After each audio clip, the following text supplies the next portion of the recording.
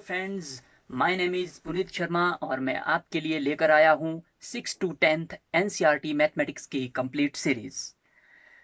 बने रहिए मेरे चैनल के साथ और अगर आपको वीडियो अच्छी लगे तो इसे लाइक करें, शेयर करें, कमेंट करें और चैनल को सब्सक्राइब करना ना भूलिएगा।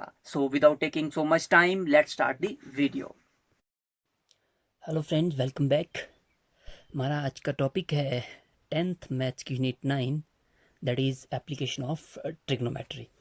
तो इससे पहले हम ट्रिग्नोमेट्री के बारे में पढ़ चुके हैं।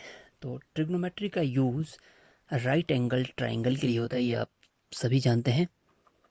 तो राइट एंगल ट्राइंगल क्या होता है, ये भी आपको पता है कि राइट एंगल ट्राइंगल वो होता है, ऐसा ट्राइंगल होता है जिसका एक एंगल 90 डिग्री का होता है और जो बाकी दो एंगल वो एक्यूट एंगल होते हैं। जैसे यहाँ पे ये ABC is a right angled triangle, right angled at B। फिर इससे रिलेटेड टर्म्स है आपके पास। तो सबसे पहले साइड्स, इसकी साइड्स होती है। तो ट्राइंगल की जैसे आपको पता है 3 साइड्स होती है। तो इन साइड्स में एक बेस, एक परपेंडिकुलर और जो थर्ड साइड है वो होती है हाइपोटेन्यूस। ये 3 साइड्स होती है राइट एंगल ट्राइंगल की। अब इसमें हमने फाइंड आउट करना है कि कौन सी साइड बेस होगी, कौन सी परपेंडिकुलर और कौन सी हाइपोटेन्यूस। ये भी हम पढ़ चुके हैं, वैसे फिर भी मैं बता देता हूँ। सबसे पहले हाइपोटेन्यूस, जो राइट एंगल जहाँ पे बना है उसके जो अपोजिट वाली साइड है वो हाइपोटेन्यूस होगी और वो जो है ट्राइंगल की सबसे बड़ी साइड होती है।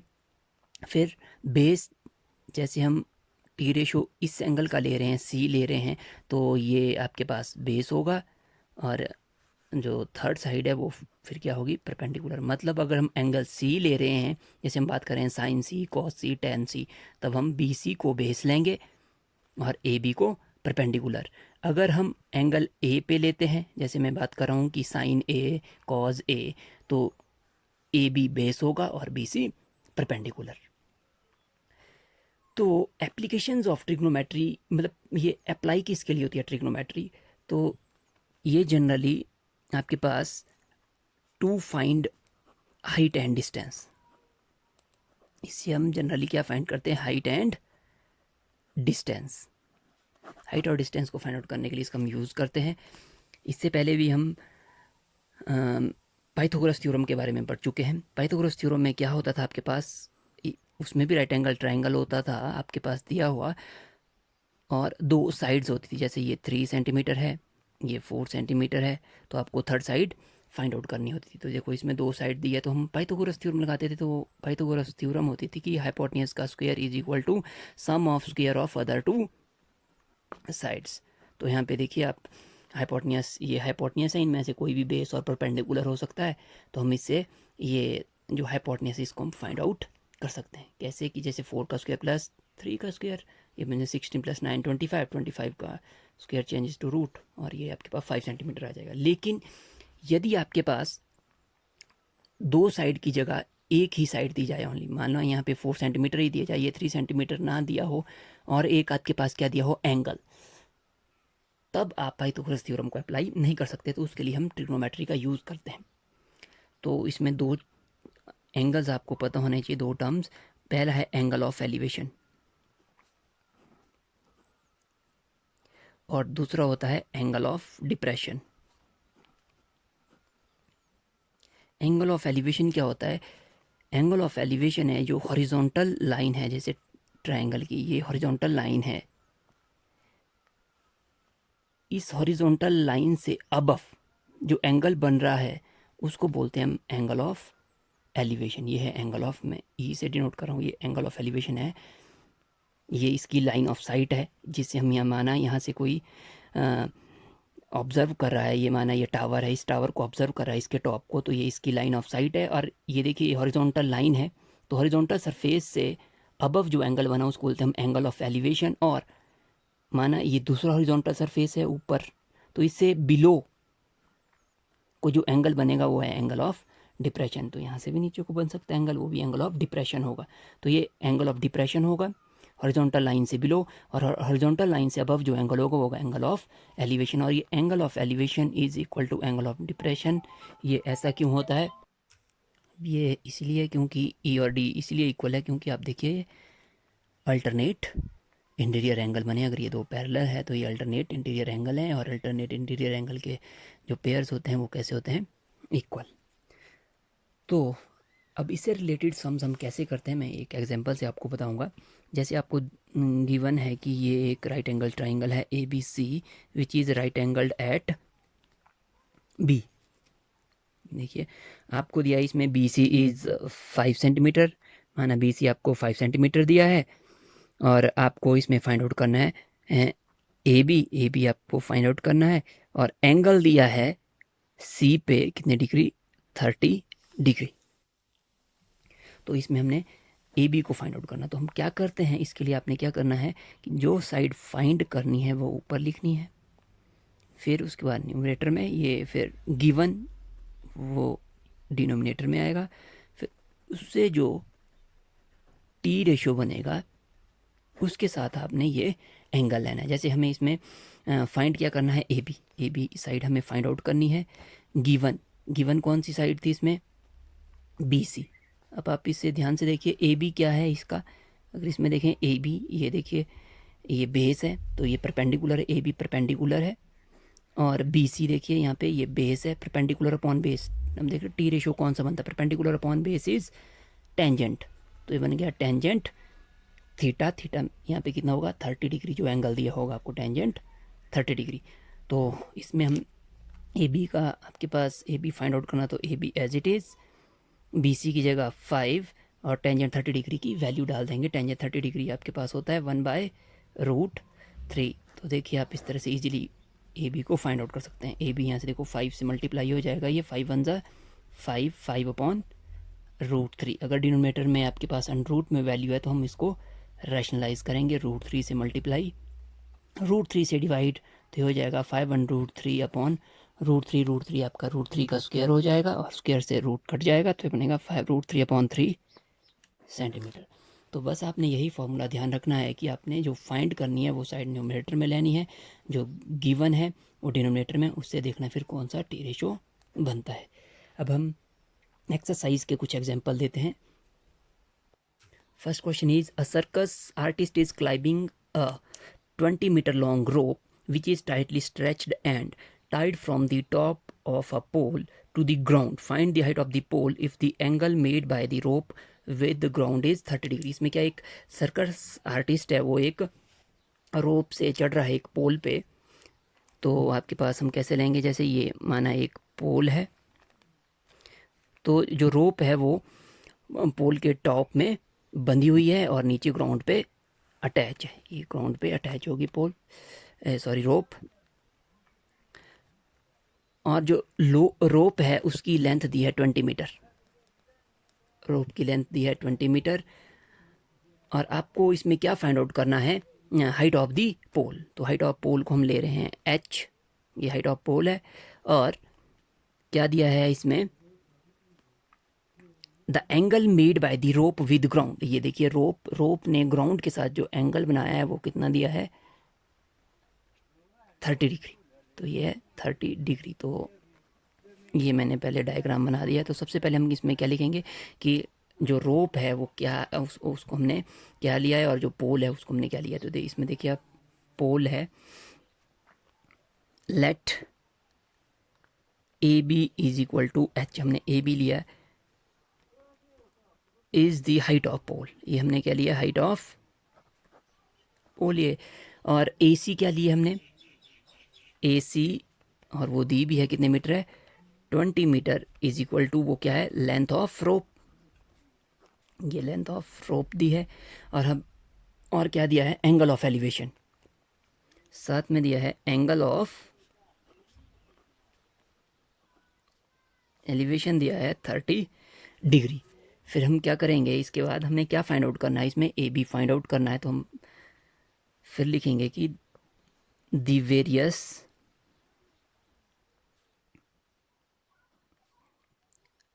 Arrangements are shown in the figure, हम ये लिख लेंगे आपकी जो अरेंजमेंट्स हमने फिगर में बना दिए हैं। अब देखें फ्रॉम फिगर हम क्या लिखेंगे कि फ्रॉम फिगर, अब देखिए आप फ्रॉम फिगर हमें ए बी फाइंड आउट करना है, ए सी आपको गिवन है, A B upon A B find out करना था ए सी। अब देखिए ए बी क्या है इसका, ए बी परपेंडिकुलर, ए सी क्या है हाइपोटेन्यूस, परपेंडिकुलर अपॉन हाइपोटेन्यूस में लिख लेता हूँ P upon H, that is sine कितने डिग्री होगा 30 डिग्री। तो देखिए अब वैल्यूज़ डालेंगे, ए बी एच लिया था हमने और ए सी है 20, साइन 30 की वैल्यू, साइन 30 इज़ 1/2। तो देखिए आप यहाँ से हाइट निकाल सकते हैं, h is equal to 20 multiply होगा 20/2, h is equal to 20/2 that is 10 metre, h is equal to 10 metre. Therefore height of pole कितनी आ जाएगी आपके पास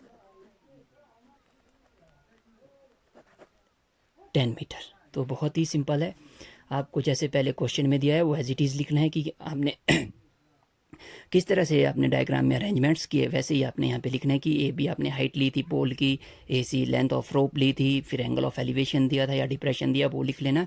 और उसके बाद हमें क्या करना है, जो फाइंड करना है वो साइड ऊपर लेनी है, जो गिवन है वो नीचे लेनी, फिर देखना कि टी रेशो कौन सा बनता है। बहुत ही सिंपल सा क्वेश्चन था।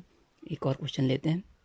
Next is a tree breaks due to storm and the broken part bends so that the top of the tree touches the ground, making an angle of 30 degree with it. The distance between the foot of the tree to the point where the top touches the ground is 8 meter. Find the height of the tree. इसमें क्या दिया है कि एक जो पेड़ है वो आंधी आने के कारण टूट जाता है और उसको जो टूटा हुआ पार्ट है वो जो ग्राउंड को टच करता है कितने मीटर की दूरी पर, 8 मीटर की दूरी पर फ्रॉम दी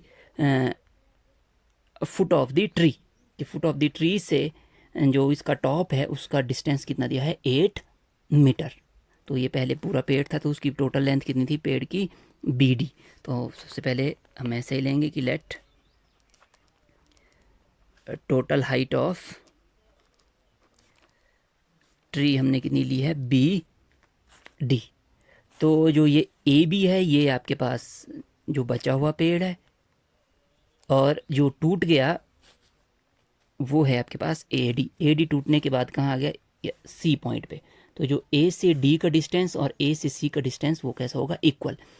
मैंने ए बी को H1 लिया है और ए डी को H2। अगर ए डी H2 है तो आपके पास ए सी भी H2 ही होगा, क्योंकि यही पे ये पूरा पेड़ था, ये टूटने के बाद ऐसे गिर गया तो ये सी पॉइंट पे टच कर रहा है और इनके बीच का डिस्टेंस दिया है 8 metre.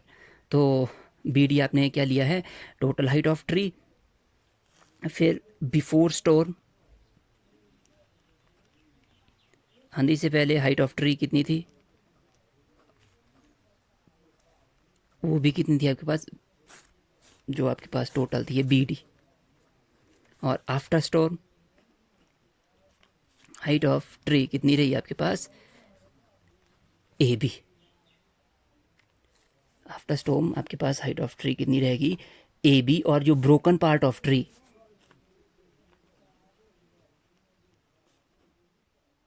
Broken length of tree आपके पास कौन सी है ए डी, जो टूटने के बाद किस ए सी के बराबर होगी और वो किसकी इक्वल दी है H2। और ये ए बी दिया था आपके पास H1, ये भी दिया है आपके पास। और साथ में एंगल ऑफ एलिवेशन,